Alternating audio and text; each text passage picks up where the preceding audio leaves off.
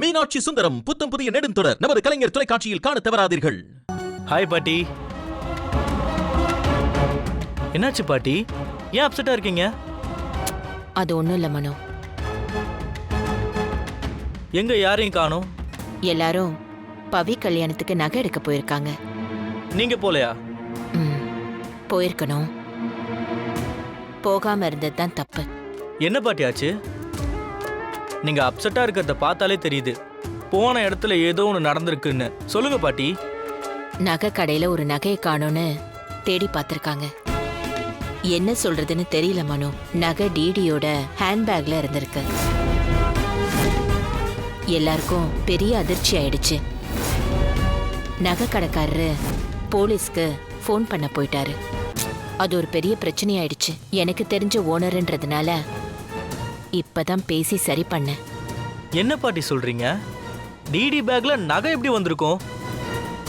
அவன் நகைக்கு ஆசைப்பட்டு அதை தெரியாம எடுக்கிற கேரக்டரே இல்லையே. அது எனக்கும் தெரியும். அதுல வேற ஏதோ நடந்திருக்கு மனோ. அதுதான் டிடி மேல திருட்டு பழி விழறதுக்கு காரணமா இருந்திருக்கு.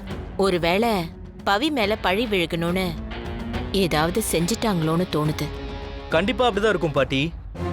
கல்யாணத்தை நிறுத்த பவி மேல திருட்டு பழிய போட்டு ஜெயிலுக்கு அனுப்பலான் தான் பிளான் போட்டிருப்பாங்க பாட்டி.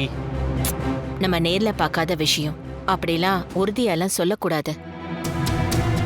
முதல்ல கடைக்கு போனவங்க வரட்டும், அப்புறம் பேசிக்கலாம்.